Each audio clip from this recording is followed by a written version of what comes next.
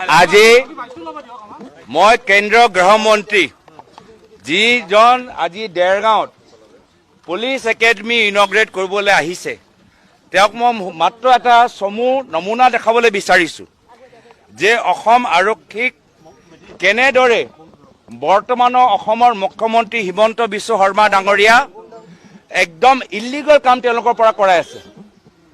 অসম আৰক্ষীসকলক ৰাজনৈতিক অস্ত্ৰ দৰে ব্যৱহাৰ কৰি তেওঁলোকৰ ট্ৰেক ৰেকৰ্ড বেয়া কৰি আছে, তেওঁলোকৰ ফাইল বেয়া কৰি আছে, তেওঁলোকৰ প্ৰমোশ্যন হোৱা সুবিধাখিনি তাত তেওঁলোকে বাধা দি আছে আৰু বাৰম্বাৰ মুখ্যমন্ত্ৰী মহোদয়ে কিছুমান নিৰ্দেশ দি অসম আৰক্ষী আৰু আমাৰ গুৱাহাটী ন্যায়ালয়ৰ মাজত সংঘাত হওক সেই পৰ্যায়লৈ গৈ আছে।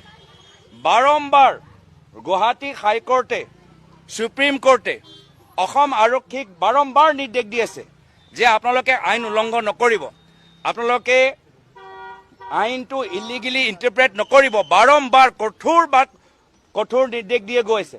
তথাপিও বৰ্তমানৰ মুখ্যমন্ত্ৰী আজি অসম আৰক্ষীৰ পৰা এনেদৰে কাম কৰাইছে। নগাঁৱত দুজন আৰক্ষীৰ ওপৰত বৰ আক্ৰমণ হ'ল, তেওঁলোকক কেনেদৰে মাৰিলে, পিটিলে, সেইসকলক ক'ত গ'ল? যিসকলৰ নাম অসমৰ মন্ত্ৰী পীযুষ হাজৰিকা ডাঙৰীয়া ল'লে তাৰ ভিতৰত সেই 8জন মানুহ যিসকলে পুলিচক ধৰিছে, ডিংগিত এনেকৈ হাত দিছে, এনেকৈ পাঞ্চ কৰিছে, কিক কৰিছে, তেওঁলোকৰ মেচিন গান কাঢ়ি লৈ গৈছে, সেইসকলক অসম আৰক্ষী নধৰে কিয়? কি তেওঁলোকে বিজেপি দলৰ সদস্য।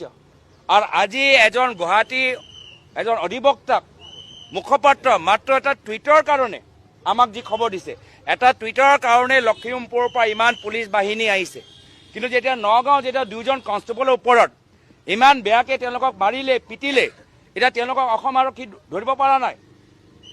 আজি অসম আৰক্ষী এনে একো সন্মান নাই। মই গৃহমন্ত্ৰী অমিত শ্বাহ ডাঙৰীয়াক নমুনা দিছোঁ কি চাওক, এয়া হৈছে মুখ্যমন্ত্ৰী হিমন্ত বিশ্ব শৰ্মা ডাঙৰীয়াৰ নেতৃত্ব আৰু অসম আৰক্ষীৰ বেয়া ব্যৱহাৰ। কি যেতিয়া 2জন আৰক্ষীৰ ওপৰত আক্ৰমণ হয় তেতিয়া মুখ্যমন্ত্ৰী নিমাতিকনীয়া হৈ থাকে যেতিয়া 2জন আৰক্ষীৰ ওপৰত আক্ৰমণ হয়। আজি কি মানৱ ডেকা ভগৱান নেকি? আজি কি পীযুষ হাজৰিকা ডাঙৰীয়া ভগৱান নেকি? আজি হিমন্ত বিশ্ব শৰ্মা ডাঙৰীয়া ভগৱান নেকি? আজি গোটেই বিজেপি দলটো ভগৱান নেকি? অসমৰ মানুহে আৰক্ষীক পিটিব পাৰে, কিন্তু ভগৱানৰ বিৰুদ্ধে মাত মাতিব নোৱাৰে, ভগৱানৰ বিৰুদ্ধে টুইট কৰিব নোৱাৰে, মানৱ ডেকা ডাঙৰীয়াৰ বিৰুদ্ধে টুইট কৰিব নোৱাৰে, পীযুষ হাজৰিকা ডাঙৰীয়াৰ বিৰুদ্ধে টুইট কৰিব নোৱাৰে, হিমন্ত বিশ্ব শৰ্মা ডাঙৰীয়াৰ বিৰুদ্ধে টুইট কৰিব নোৱাৰে, আৰু বিজেপি দল হ'লে পুলিচক পিটিব পাৰে। এয়াই বাৰ্তা দিবলৈ বিচাৰিছে গৃহমন্ত্ৰী অমিত শ্বাহ ডাঙৰীয়া, এয়া বাৰ্তা দিবলৈ বিচাৰিছে মুখ্যমন্ত্ৰী, এয়া বাৰ্তা আজি অসম আৰক্ষীক দিবলৈ বিচাৰিছে কি তোমালোকৰ 2জন সতীৰ্থসকলক বিজেপি দলে মাৰিব পাৰে, পিটিব পাৰে, তেতিয়া তোমালোকে নিমাত হৈ থাকিবা। আৰু যদি অসম আৰক্ষীক আমি ইলিগেল অৰ্ডাৰ দিওঁ, যি অৰ্ডাৰ তেওঁলোকৰ ট্ৰেক ৰেকৰ্ড বেয়া কৰিব, যি অৰ্ডাৰ তেওঁলোকৰ প্ৰমোশ্যনত বাধা দিব, যি অৰ্ডাৰ তেওঁলোকৰ ওপৰত পিছত গৈ কেছ হ'ব, যি অৰ্ডাৰ পিছত গৈ গুৱাহাটী হাইকোৰ্ট সুপ্ৰিম কোৰ্টত তেওঁলোকে হাজিৰ হ'ব লাগিব, এনেধৰণৰ কামখিনি কৰাইছে। এনেধৰণৰ কামখিনি কৰি আজি কাক তেওঁলোকে বিপদত পেলাইছে? অসম আৰক্ষীক। মুখ্যমন্ত্ৰী হিমন্ত বিশ্ব শৰ্মা ডাঙৰীয়া এনেদৰে অসম আৰক্ষীক ব্যৱহাৰ কৰি অসম আৰক্ষীসকলক বিপদত পেলাই আছে।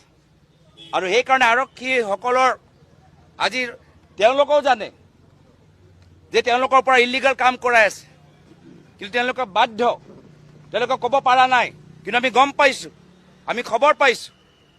আজি সেইকাৰণে কেন্দ্ৰীয় গৃহমন্ত্ৰী অমিত শ্বাহ ডাঙৰীয়া আজি এইখিনি বাৰ্তা কওক, আপোনালোকৰ সতীৰ্থসকলক সোধক কি গৃহমন্ত্ৰী আপোনালোকে পুলিচ একাডেমি দেৰগাঁৱত এইখিনি কথা শিকাবলৈ গৈছে নেকি?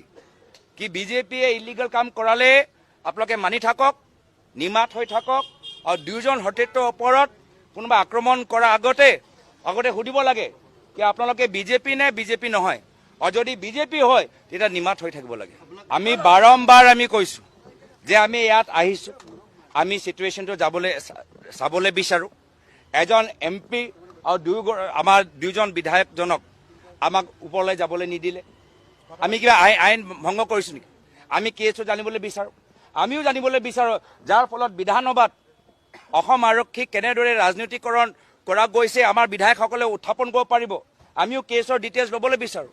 আমিও কেছ ল'বলৈ বিচাৰোঁ। কেইজন এমপি এটা প্ৰট'কল থাকে, লোকসভাৰ প্ৰট'কল থাকে, কিন্তু আজি অসম আৰক্ষী যিদৰে এজন এমপিক যিদৰে নিজৰ কোঅপাৰেশ্যন দিব লাগে, সমৰ্থন জনাব লাগে, আইন পালন কৰিব লাগে, প্ৰট'কল পালন কৰিব লাগে, এটাও কৰা নাই। অলপ দিন আগতেই অসম আৰক্ষীৰ ৰূপহী অচিত কেনেদৰে এজন সাংসদজনক মিছলিড কৰিলে সেৱাদনৰ ভিতৰত উত্থাপন হ'ল। আৰু সকলোৱে জানে, ৰাইজ চাই আছে। যদি কোনোবাই ভাবে যে ৰাইজে চোৱা নাই, ৰাইজে মন দিয়া নাই, গোটেইখিনি কথা ৰাইজে চাই আছে। আৰু এই গোটেইখিনি একশ্যন সব ফাইলত থাকিব। এইবোৰ সব কোন এনেধৰণৰ ইলিগেল কাম কৰিছে কোৰ্টৰ কগনিচেঞ্চ ল'ব। আৰু আমিও ৰাইজৰ প্ৰতিনিধি হিচাপে আমিও কগনিচেঞ্চ ল'ম যে ইলিগেল কামখিনি কোনে কৰি আছে। ইলিগেল কাম কৰা কোনো মানে নাই।